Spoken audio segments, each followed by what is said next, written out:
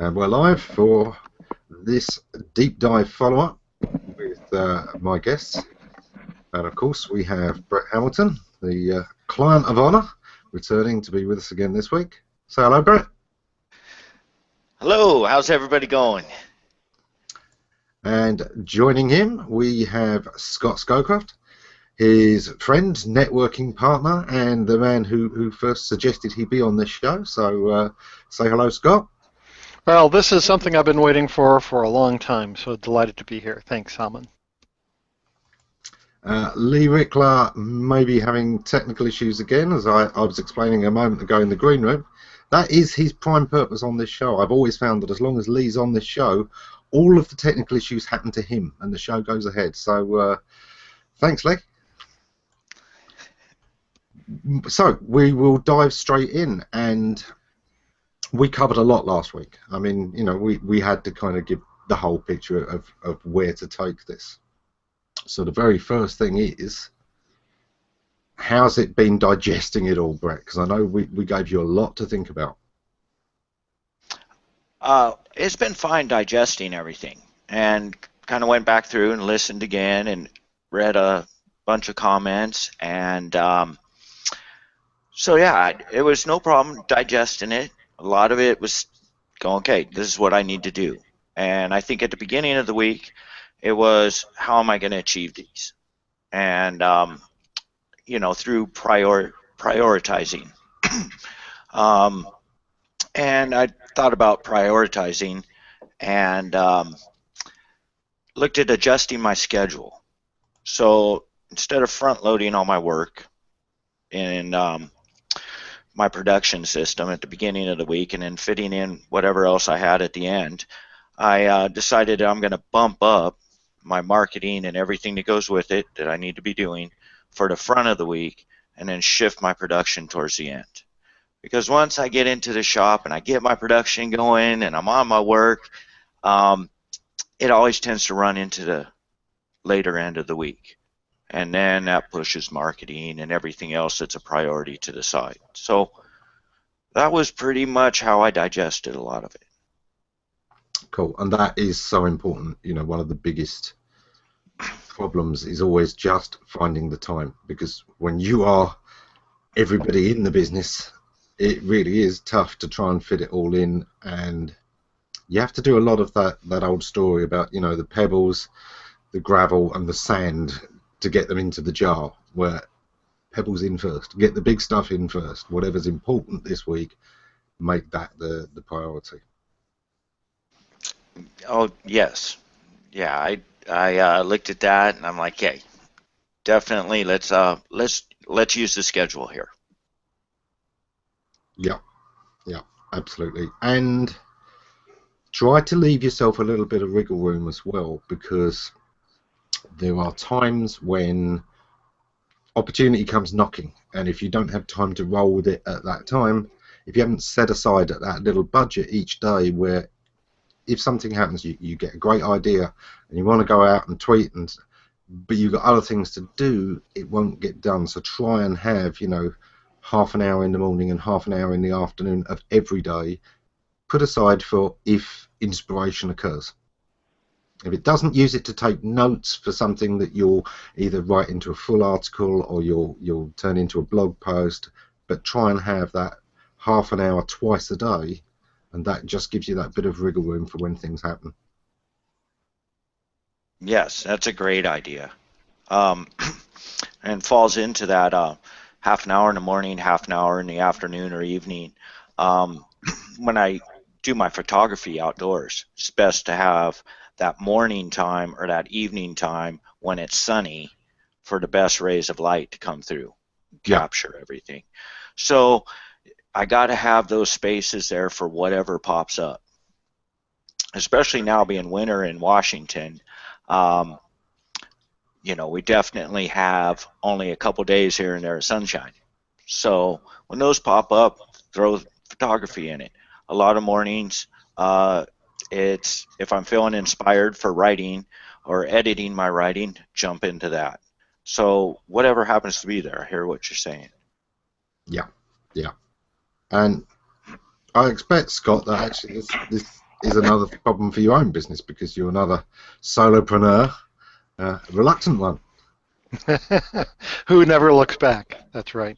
And in fact, that's what I absolutely do is set aside a fair amount of time because who knows what will crop up. But you have to balance that with having the discipline not to go down that rabbit hole of, okay, well, let's see here. I wonder what these notifications are about, and then all of a sudden, a half an hour later, you don't know what's happened and so forth. So, I've got like 3 different ways of keeping track of time, countdown timers, and then stopwatches, and something over there. And between all of that, I barely have the type of discipline that keeps me on track. But well, what I find is that some of the most valuable moments are when there's serendipity and you just pounce on it and you plant that seed, and 2 weeks later you start to see a sprout. So that's good advice.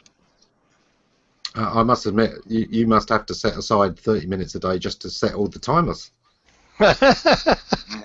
Oh, that's what my problem was. Okay.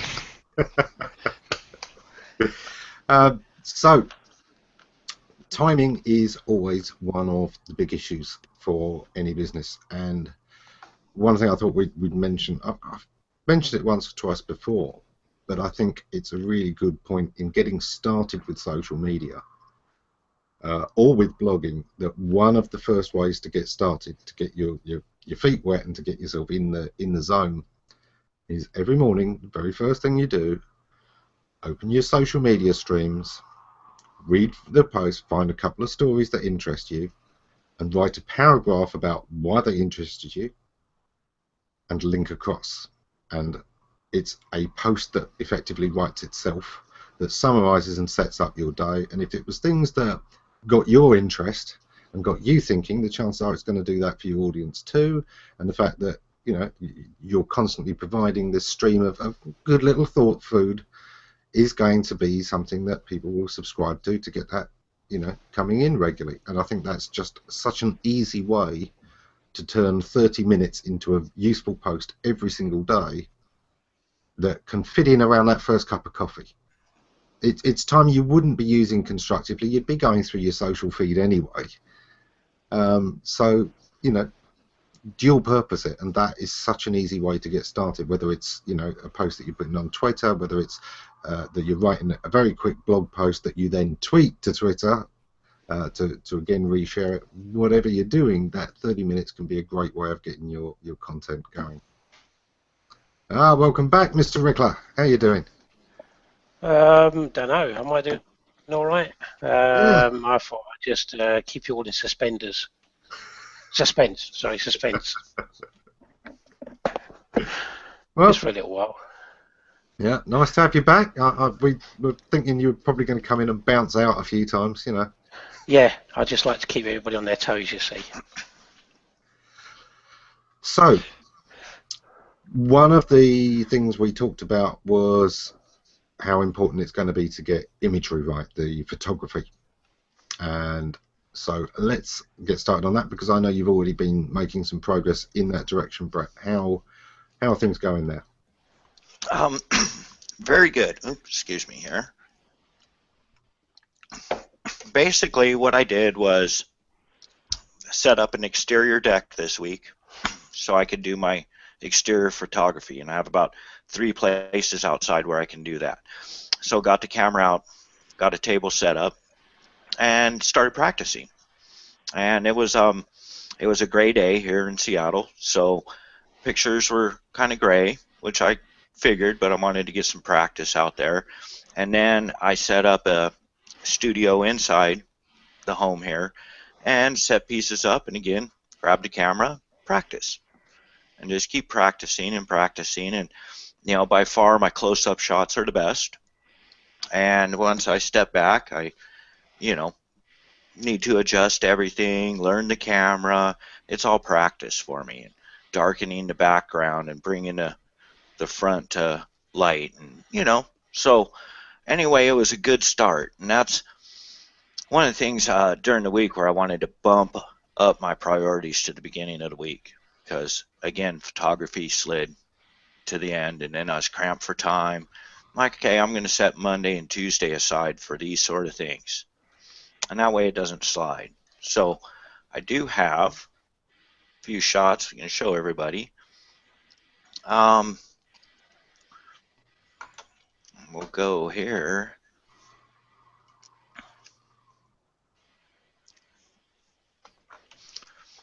So that one there, that is one of the genie tables set out on the deck, and it also features a salt lamp on it. That's part of all the parts and pieces building out. Yeah. Yeah, I do love these things.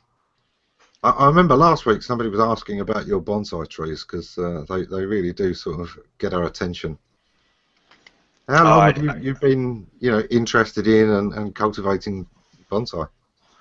Well, I actually bought the tree pictured probably 6 years ago for my daughter, so she could have a bonsai tree in her room. And after a couple months, she moved it back out so I could take care of it. So anyway, I just started taking care of it, and then once I fired up this company, I knew I wanted bonsai trees to be the centerpiece of. So I just got started in taking clippings and cloning, and then starting bonsais from seed, and learned how to start training them just kind of gradually. So about 1.5 years of actually growing my own.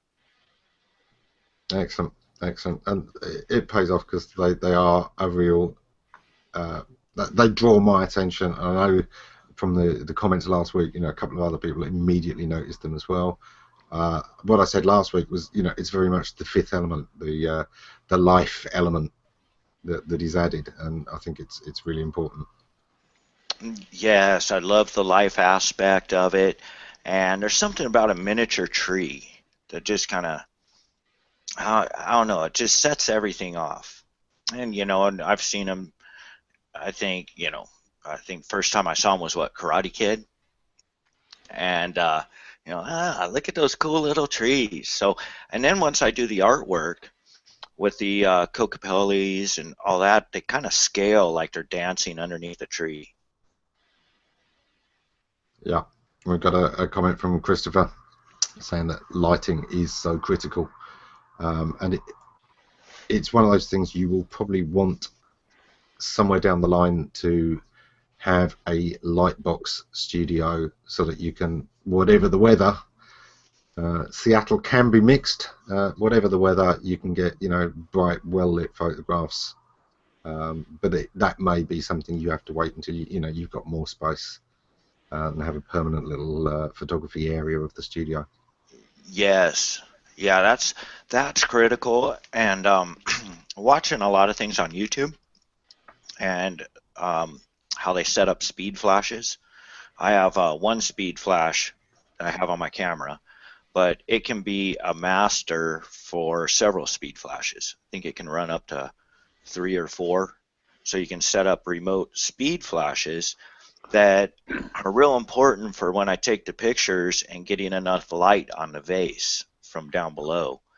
And then they have different umbrellas that hook to them that are fairly reasonable in cost, that can really bring the pieces to the front while you darken the background. Yeah. For this table, for that table, I think the nature shot worked, but for a lot of these things, I think, yeah, absolutely, like this, you want these interior shots because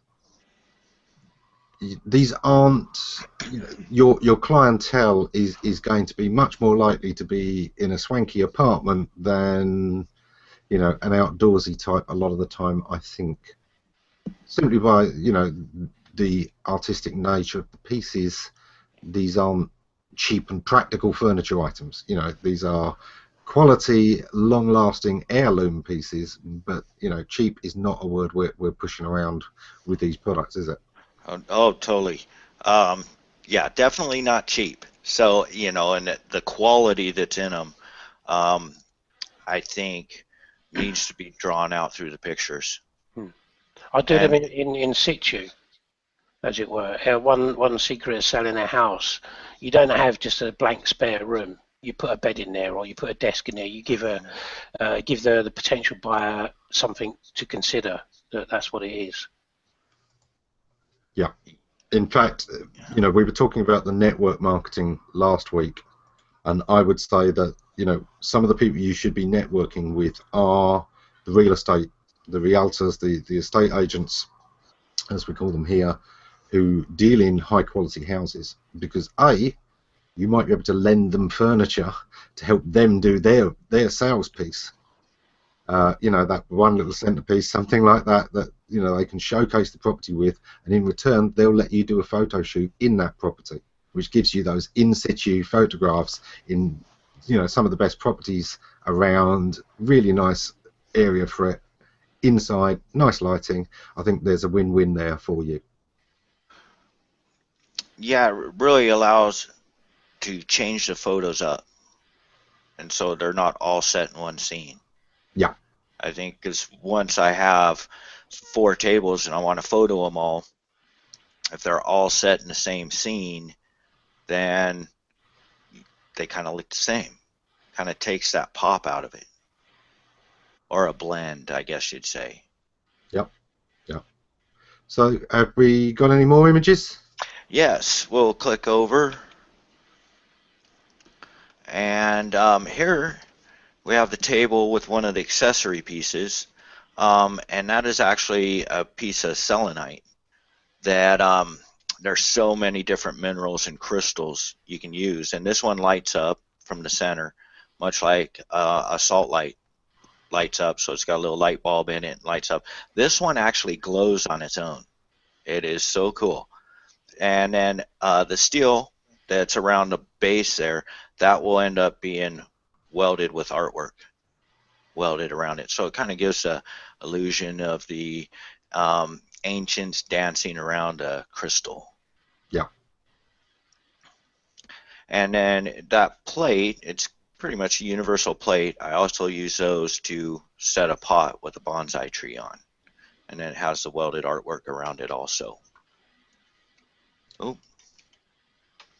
So yeah, that's and then playing with photography, I do like it in situations. We have a shelf up on the wall with a lot of pieces on it, and sometimes those reflections can give off a filled out room, I noticed.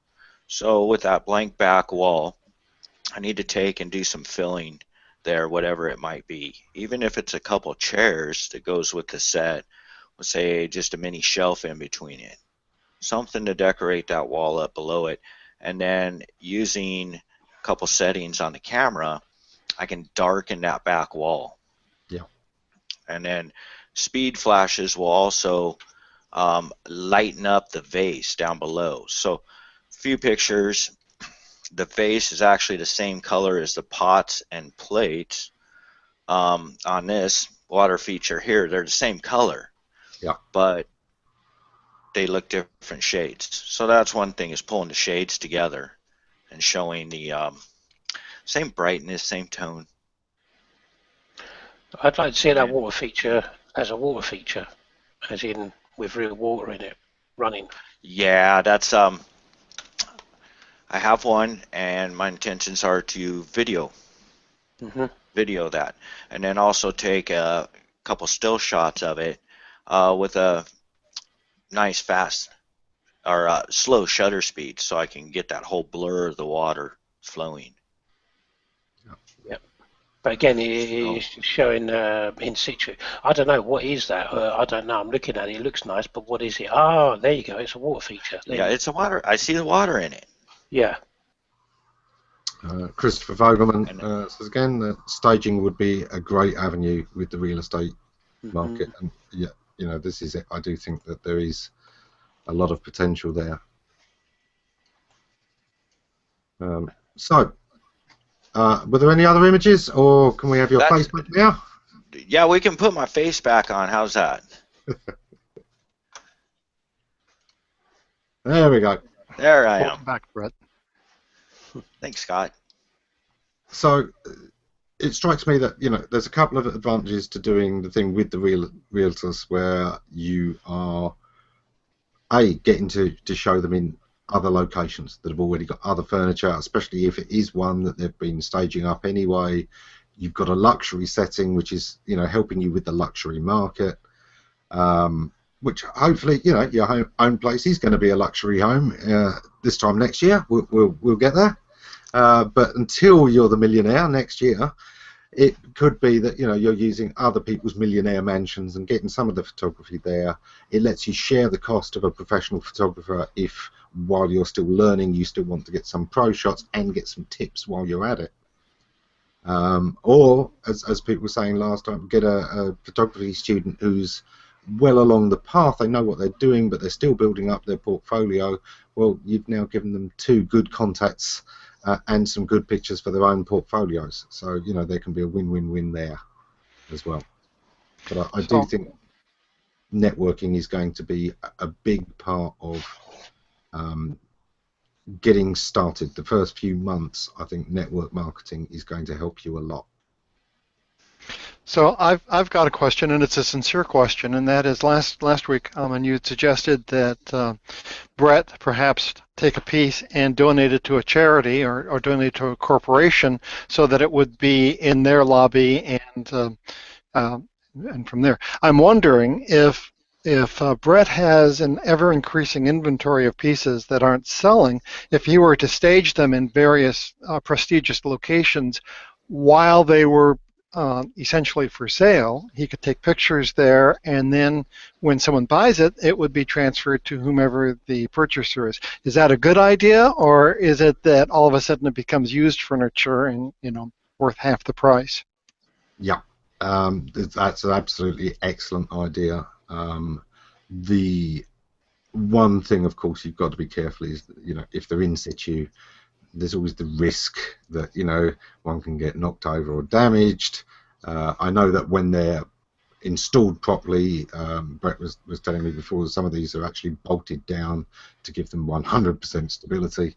But with a temporary installation, you wouldn't really want to be doing that. So that's the only issue is, you know, be careful where they're going so that they are still in a sellable condition. You break it, you pay for it.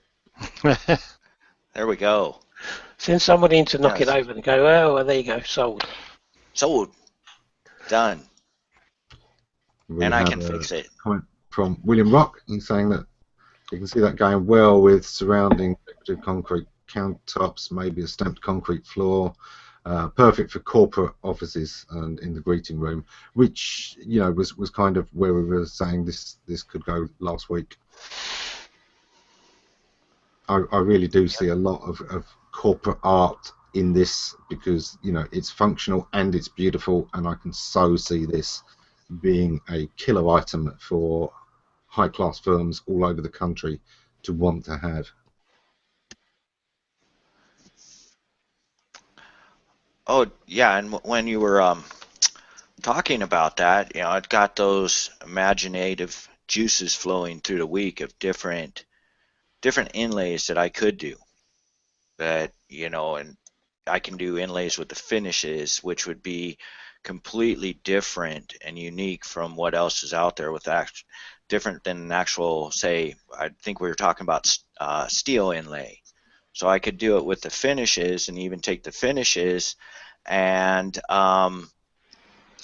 you know, put a metal flake in it and do a logo embedded. So it could be kind of almost a real elegant, that you have to go up and look at it and be like, wow, that's their logo. How cool. So something unique and different. Yes, absolutely.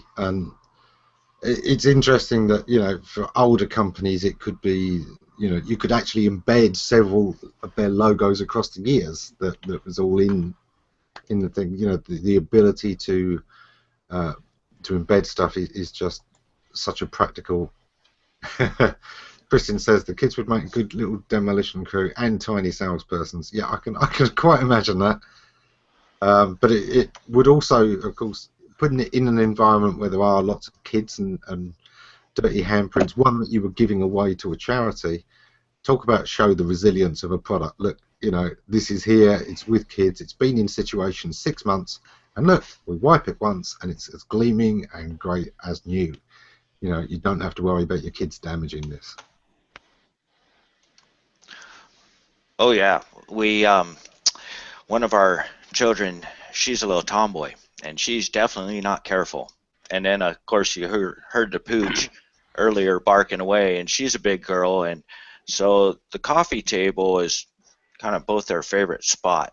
And so there's laptops sliding across it and everything else. And the dog, that's her place where she lays her head on the vase, and her collar's always scratching it. So I get to have a piece in the middle of our living room where I get a check, and I'm like, man, this stuff, it wears great. So. Yep. So,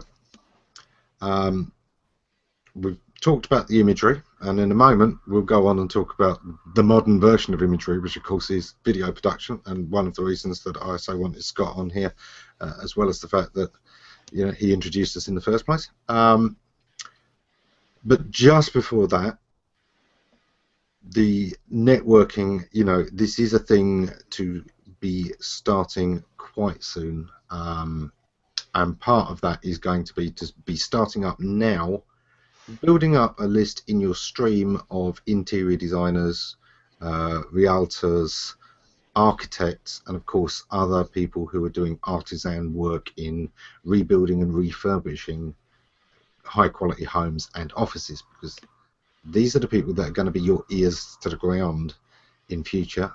They are going to introduce you to lots of people, and you're going to be able to do the same for them in return. You know, it lets you kind of crowdsource finding good clients and good situations to be in. So one of the things now is to be starting to build up those circles here and on Twitter and on LinkedIn, so that you've got those in your stream ready for when you're ready to start, you know, pushing out your images and letting people know, this is what I have, this is what you know, you can have for your projects, and is there anything I can do for you in return?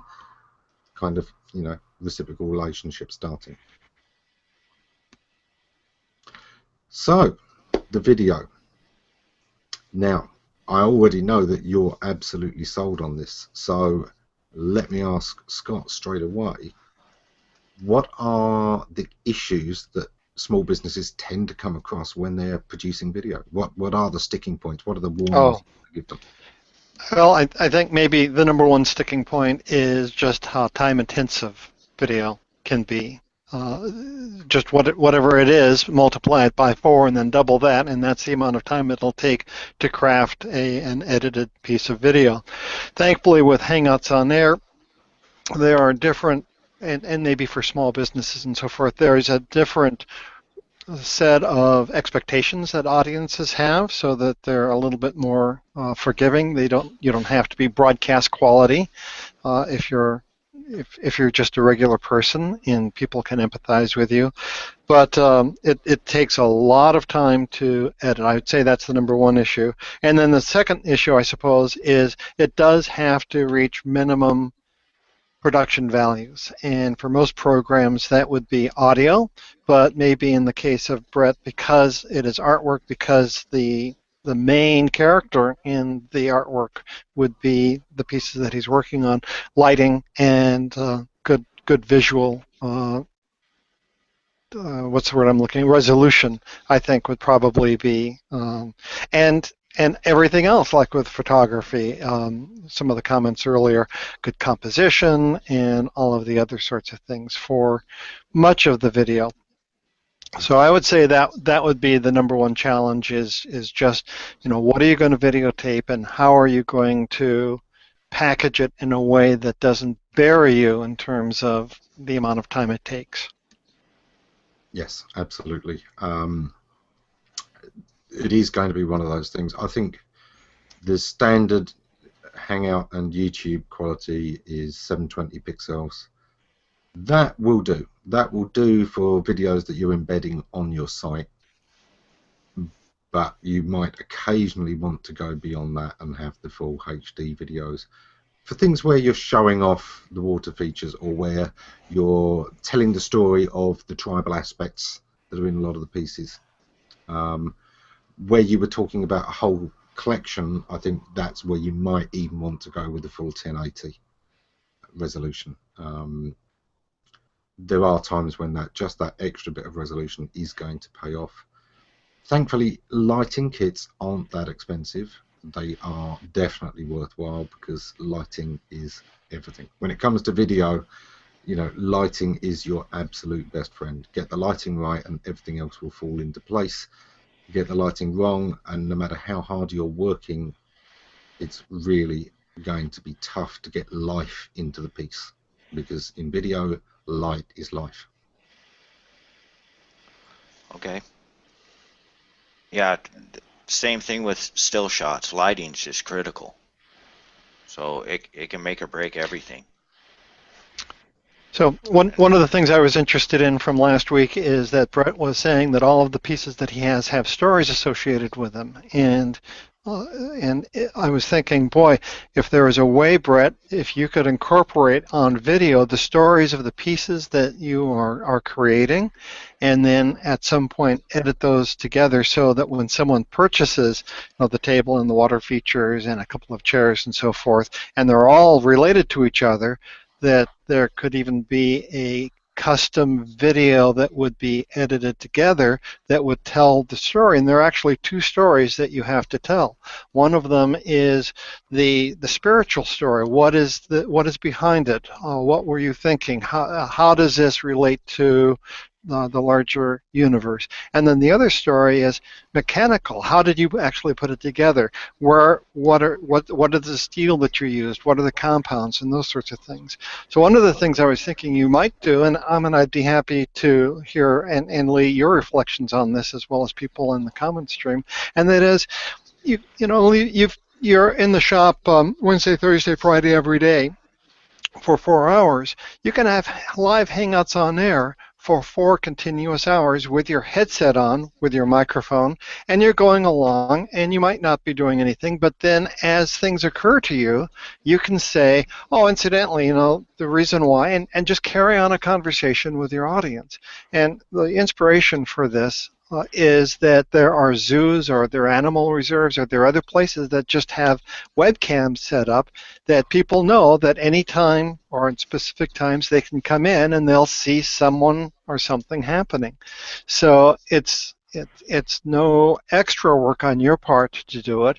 You're already, you mentioned talking kind of to yourself and taking journal notes, but you're creating all of this raw footage that you could then maybe clone a little here and a little there for your special piece for the person who actually buys the end piece, but you're also creating an opportunity for people to just pop in and see what you happen to be doing today.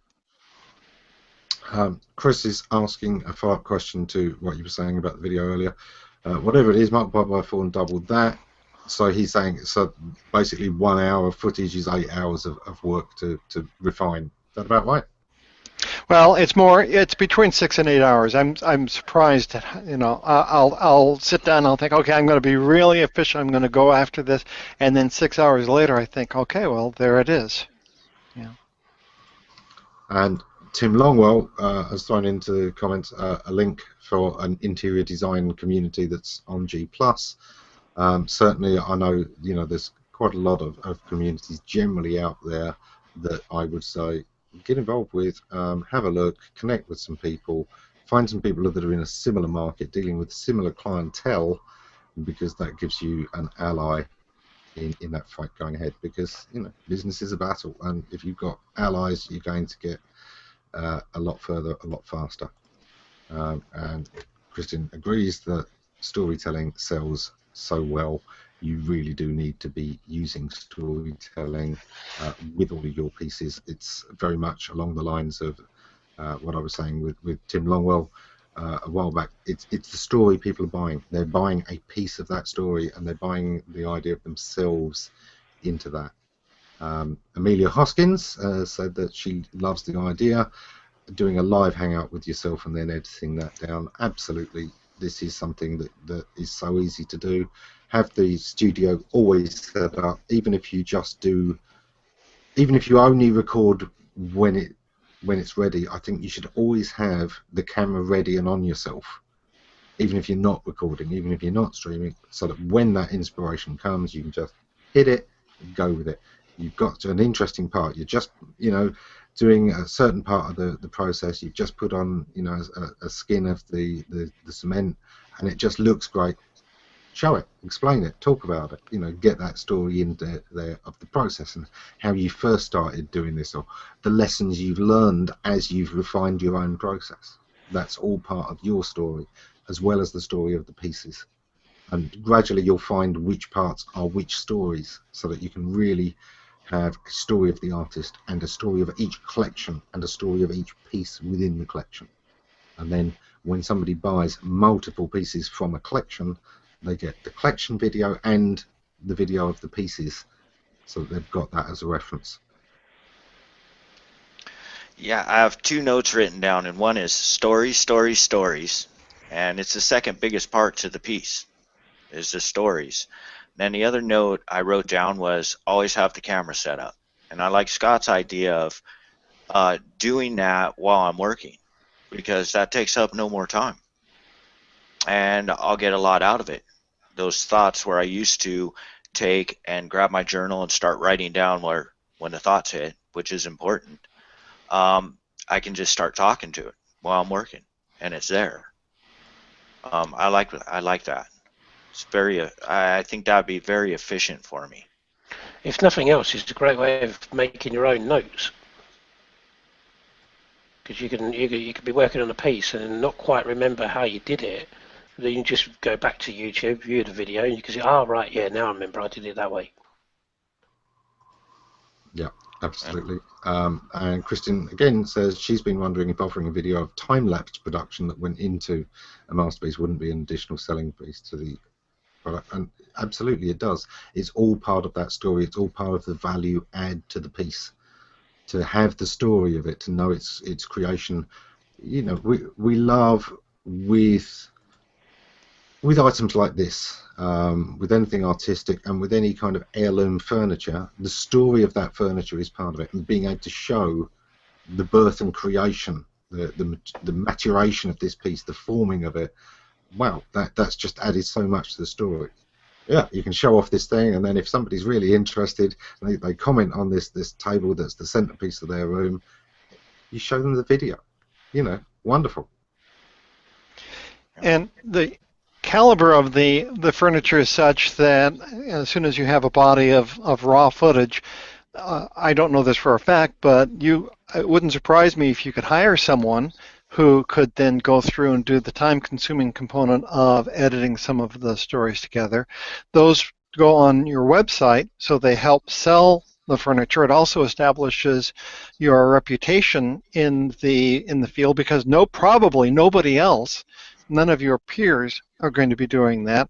And if you're able to, boy, it sure be great if you could be first, and you could be overwhelming to just identify the space that you want to own on social media, maybe G+, and just go after it so aggressively that nobody would ever think of this type of high-end furniture without thinking of you first. Tim adds in that it's a good point on always having the video set up. It was one of the purposes of the studio remodel that he did. He has both the desk and the easel ready to run with a click, and absolutely, this is something you should be thinking of. It's a whole new century we've got, and this kind of storytelling of the pieces adds a huge amount of value. So build it into the process right from the start, make it a part of the studio. Christopher says actually taking photographs of the work in progress would be a great addition to telling the story of the piece. I do think that absolutely from now on, every piece you make, try and get at least a couple of good images of every stage of the process. Unless this is an exact duplicate of one you've done before, then get this one on there. Get this on film so that you've got that material to use on your website, in your blog posts. They are, little social media posts in themselves. This is where you're up to. This is part of your day. This is part of keeping people in touch with the artistic process.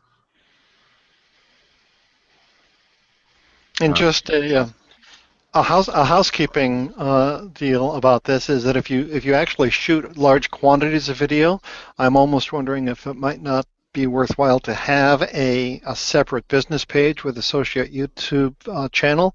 So at the end of several months or after a few years, you'd have tons of your raw footage parked in one place, but then another channel that you're dealing with that's a little more retail or a little bit more intended for the eyes of a viewing audience, those videos could be on a separate channel.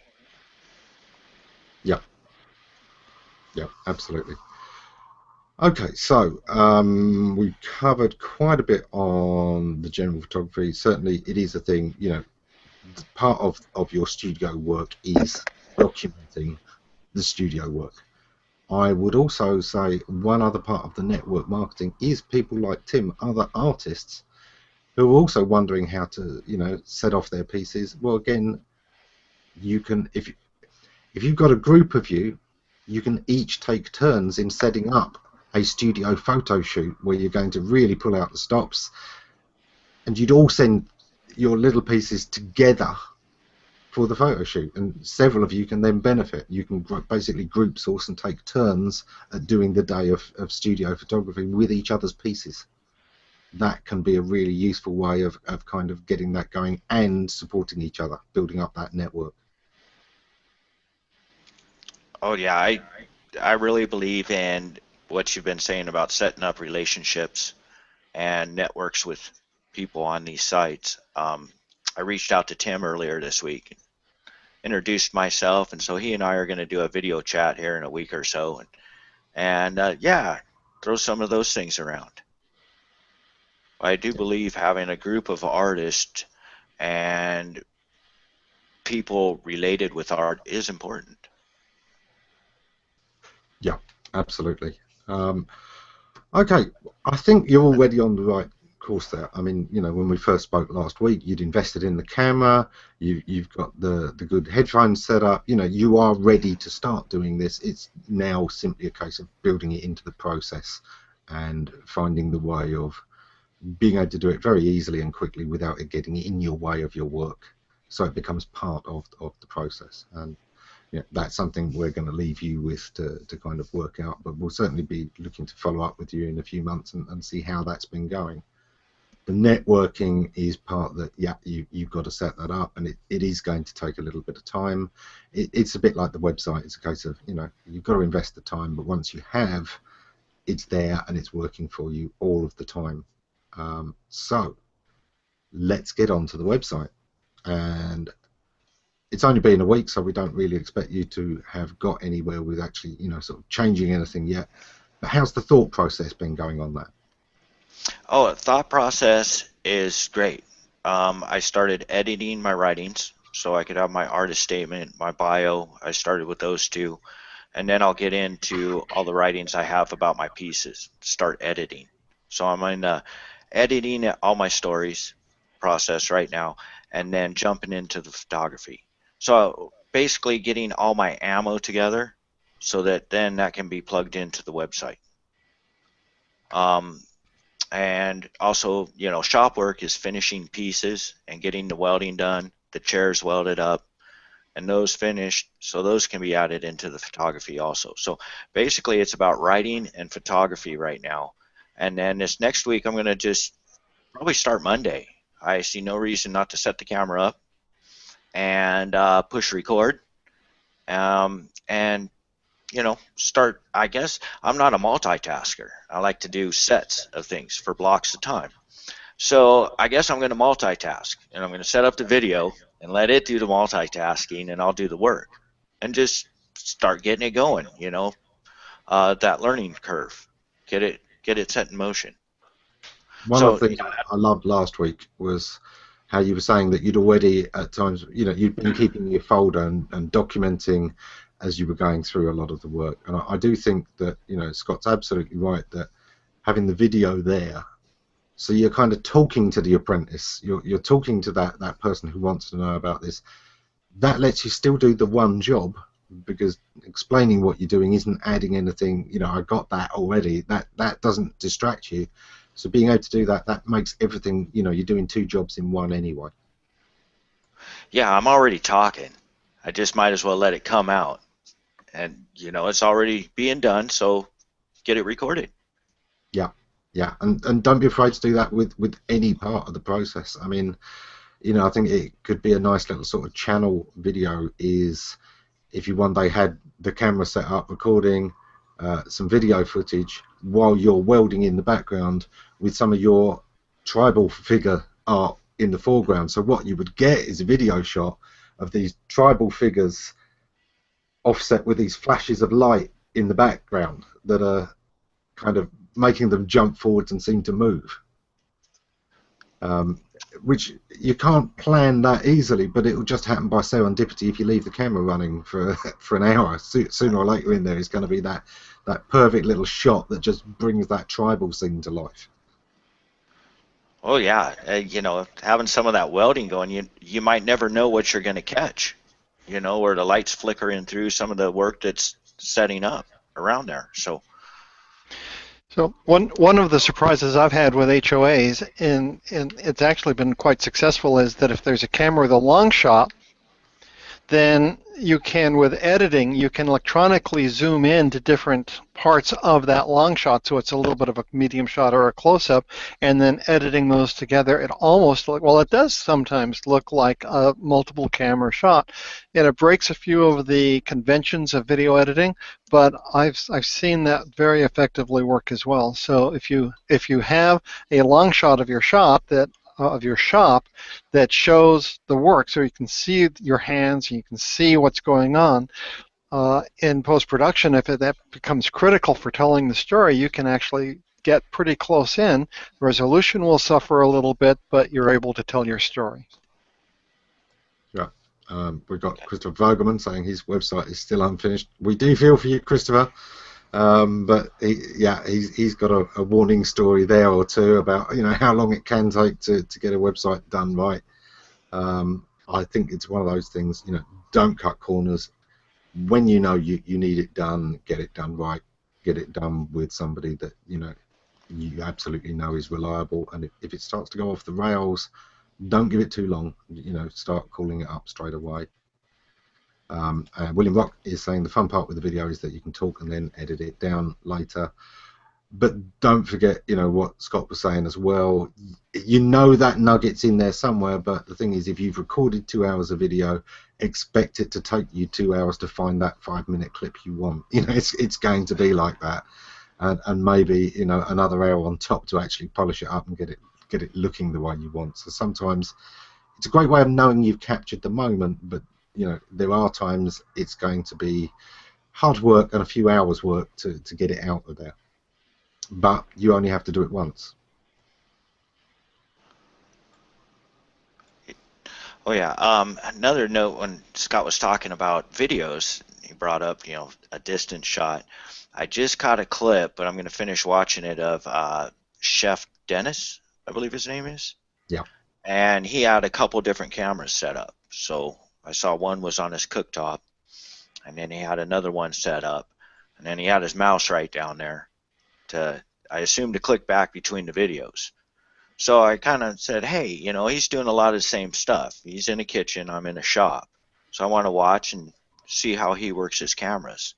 Yeah. Yeah. The classic one is, you know, just a wireless mouse, because that can move around the shop anywhere with you, and you can very quickly swap over as long as you can actually see a screen. Which sometimes for me means the long distance glasses and the big screen up somewhere. But it's one of those things. Otherwise, you know, it's not that hard to. You don't have to take the keyboard and, you know, the computer everywhere with you. Sometimes it's literally just taking the wireless mouse if it's got a decent range. And of course, some of the professional presentation tools, you get these little trackballs that are like a ring that goes on a finger, and it's got a trackball and a couple of buttons. Very small item. It can be tucked in your pocket, and you know, it's always with you to just have whenever you want to quickly set up the shot. Okay. And so does the camera track you when you have that? There's a couple of ways you can go.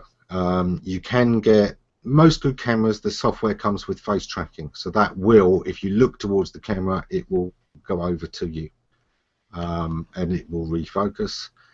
But you tend to lose a little bit of the image quality, because what it has to do is it has to zoom to do that. So if it's normally a full 1080p resolution, but it's had to zoom in, you're only effectively getting a sort of 720. But that's still going to be fine. That's the maximum you standardly get on YouTube. You have to use YouTube to get over 720. Any Hangout, even when it's in HD, is only in 720.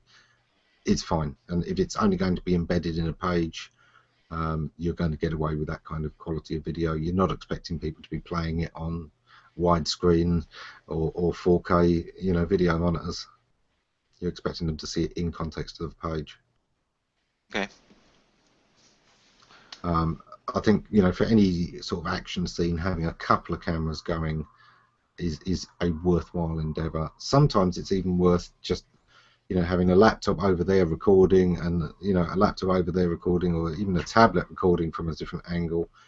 And you've got two sets of video, but you can cut between them as you like, and you just know to throw in the extra footage. Usually, you will have the ability to quickly, get them time synced up, because you're in a workshop. There are noises. You can see you putting down that hammer, and you can hear you putting down the hammer, and or opening up a can or something. You've got the clapperboard effect going on in your workshop all the time. So being able to sync up the time streams, and then just simply by time, this is the main shot I want, but every now and again I'm going to want to throw in a different angle to give it some visual interest. Well, you can do it by timestamps, just by getting the times lined up in the first place, and the things going on in your workshop let you do that. So I'm probably getting far too much into the editing there, but that was always the way we did it. Sure. Well, another thing you might do, might not work, but buy a big analog clock that has a second sweep hand or something like that, and if it's in the same, if both cameras see the same clock, then you can use that clock as a way of syncing up the two. And audio is probably not going to be as critical for you as it would be in other situations. Usually, if it's talking heads, then it's lip sync, and that's really tough to keep in track when you have two different cameras going on at the same time. But in a situation where you've got a lot of action and a long shot, and you probably would be able to piece those pieces together a lot easier. Yeah. I'll start with one camera full then. Comment here. Let me pull this up because it got cut off. Lee, can you read that one out? Yep. Hold on. Where's he gone again? Yep. William Rock. I've been controlling cameras from a Nexus phone. You can use your iPad or tablet depending upon if you may be using a GoPro or other cameras have Wi-Fi access. That's probably the way I would go, because I'd probably use more tech just for a simple task of clicking a button. And Kristen was saying about Chef Dennis. Yeah, she says he's got a great setup. It's a nice, simple setup. He said he's perfectly willing to talk about it as well. And I remember him saying about, at one time he was worried about how to control it, and then he just got the tip. Use a wireless mouse. And it was one of those things. Yeah. Why didn't I think of that? And she says he's a good one to follow and reach out to. Do you know what? She's absolutely right. And it's one of those things I would think about for that whole angle of network marketing is, don't be afraid to make something like a cutting board that chefs can use as a very simple product. It's low end. It's something almost any house could have, but because you're able to do those custom inlays, you could do a few of these as a promotional item and gift. You give these to some of the top chefs, and I don't just mean on G+, I mean there are TV chefs who've got great TV spots who, if you made them a custom cutting board with an inlay that's all about them, they are going to love you forever, and there's a very good chance you're going to get that seen on national TV a lot. They will have overhead cameras from where they're cutting as well. Exactly, and when they are working on that cutting board, the camera is usually on it, so it's one of those things that can be such an easy. I just finished one We'll use this. Yeah. Yeah, perfect. You know, While we were talking, just whipped it out. Yeah, I made those shelves a while back, and now you just said cutting boards. I'm like, oh, what great exposure. yeah. So can you put them in the refrigerator and have the cutting boards really cold so they can be cutting boards for pastries? You should be able to, yeah. Mm-hmm. Oh, yes. Yeah, one beautiful thing about concrete and the epoxy finishes is they're resistant to all the temperatures from cold to heat. So, I mean, you could freeze it and use it like Cold Stone. Make some ice cream. Yep. I'll bung one in the post for Chef Dennis. Don't ask him, just give it to him. Yeah. The only thing you'd probably ask him is what he wants embedded in it, and Yeah. yeah, he would absolutely, I know, love it. And he goes out to restaurants a lot, so again, there might be some kind of tie-in there. Where if you're doing some of the restaurants will also have things that are going on front of house. There are a lot of things that are, you know, there are certain steakhouses where they cut the piece of meat where the audience can see it, you know, where the customer can see it. Order your own cut. Those kind of restaurants would love, you know, a cutting board that's got their logo or their coat of arms or whatever there. These are quite small items, but it's surprising how much exposure it can get you. And of course, in the right restaurants, their clientele can again be your clientele. Oh, yes. Yeah. Places like that where one piece can get 100 to 1,000 people that come through, that's exposure. And I don't have to do anything. It's just Exactly. there. They can view it. And where did you get that? Same with a cutting board. Different places to get more exposure. I think that's one of the biggest things where I'm at right now is getting that exposure. Yeah. So. And other, you know, kind of small items that can be done the same way. Don't be afraid to make very small items that, you know, I mean, you do quite a lot of work in metal anyway, even without the rest of it. And I know you do some, is it laser etching? Plasma cutting. You know, don't be afraid to make, you know, a simple pen holder that's got the laser cut monogram in it. Give this to some realtors. So on the desk where they're signing the contracts with clients that are buying these nice houses, you know, you've given them a little giveaway, and it's got your name on it at the bottom.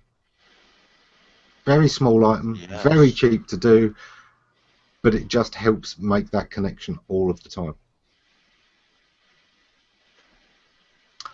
We're kind of in the final stretches. We're in the last couple of minutes. So the first thing I want to ask is, how has, you know, the 2 weeks been for you?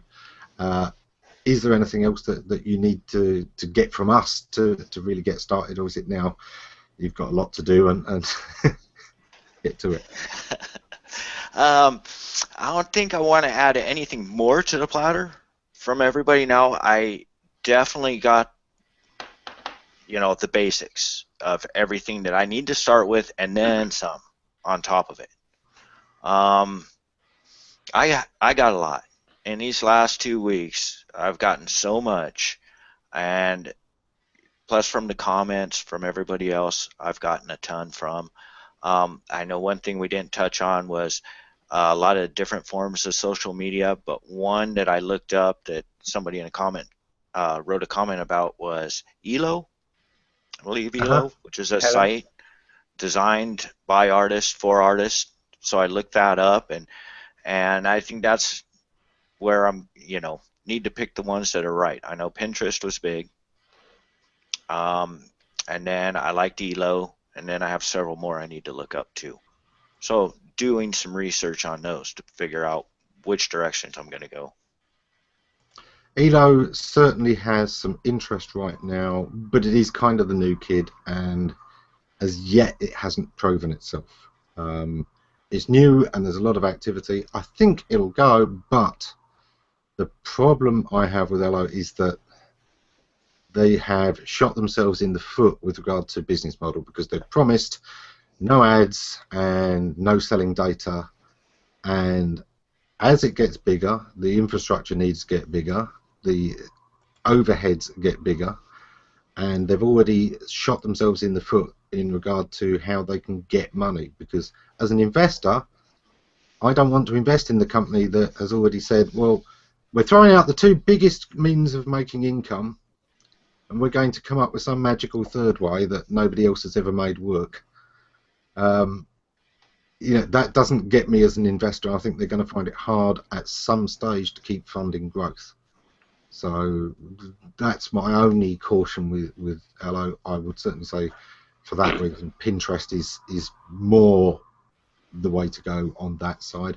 Don't be afraid of Vine either, which is short video clips, just a few short seconds. But there is a lot you can do with just a few short seconds of video, because so much of your artwork includes bits of life, whether it's the candle flames or the flickers of light, but you've got so much movement in the piece that just a little play of light, or slight movement of breeze moving the leaves of the bonsai tree, anything like that could turn that into just that extra thing, because I think just the small bit of motion brings out the life in the pieces themselves. Oh yes, I like that. And this show has provided me today just a ton of information, just a ton of ways to look at things differently. And then I think through this course of 2 weeks, definitely have got a lot of inspiration myself to put that marketing to the forefront and go for it. Okay, so let's get some closing thoughts. Lee, is there anything you wanted to add about the stuff we've covered in the last couple of weeks? Yeah, you mentioned Pinterest, yeah, definitely that. But also, as you're going along, I'd say Instagram. Use Pinterest to show pictures of the final piece and the process as you're going along. Use Instagram just quickly. I'm delivering this piece. Here's the piece coming out of the oven, or whatever the case may be. But other than that, there's, as you say, there's a ton of stuff on your plate already. Focus on it. Choose one and go with it. Yeah, and what we were talking about last week about having a few pieces that more people could pick up to kind of get your name going out there. Those little things we talked about as promotional things, the cutting board, the pen holders, things like that are small, simple items that those kind of things you could sell on Etsy to get your name out there. Those would, of course, have your logo on. But as you grow as an artist, remember that your logo and your identity is going to become more and more valuable. Just as Banksy, started off as just a graffiti artist, and now people are paying an absolute fortune for anything he's ever sprayed. Okay. Scott, anything further you'd like to add this week, or generally? Well, all I have to say is that this is almost like a dream come true, because I've known Brett for a long time, and I just knew that, boy, matching him with the two of you would be just a match made in Google heaven, and I haven't been disappointed. This has just been a real pleasure watching both of these shows and participating today. So thank you so much for that, Amin and Lee. You're very, very, very welcome. Okay, so wrap up. Brett, how can people get in touch with you about getting a piece commissioned, or just to take the conversation further? Are you going to be quite active here on G+? I know obviously they can contact you through Hammies. Yes, G+ is my main focus besides my website, because I just really love it. I love the platform. I've liked everything about it so far. So yes, definitely through Google or G+ here, and then the website, and then of course I want links on both. I put Hammies on to Google. That was one start there, but then do the reverse and get Google onto my website. So those are the two main ways. Excellent. And for anyone that hasn't circled Brett yet, please do so. You're saying the guy is interested in ideas, carry on the conversation. One thing I love about this show is that we're all able to help each other. You don't have to be, a world-class professional to give somebody honest advice on what you see, what you like, what you don't like. So, keep this going, people. Let's have some conversations out there and let's help each other. Lee, where can people catch up with you this week? What are you up to? Well, you can Google me if you want to find me. There's plenty of stuff on there. G+ as always. Tomorrow we've got Hangout with the Hucks on UK Biz Hangouts. If you're into business, if you need a kick up the butt, tune in at 2 o'clock. Other than that, just get in touch with me at Pointers there. Scott, what's going on with you this week? Well, I'm just real pleased with the maturity of Google Plus and Hangouts on Air, and have the Scott treatments that I'm putting together. So really looking forward to do that. And we're also coming in the United States coming up on Thanksgiving, so that'll be part of next week as well. Excellent. And as for me, I shall be, curmudgeonly all over the place as ever. So thank you so much for tuning in, everyone, and we'll see you next week. Take care.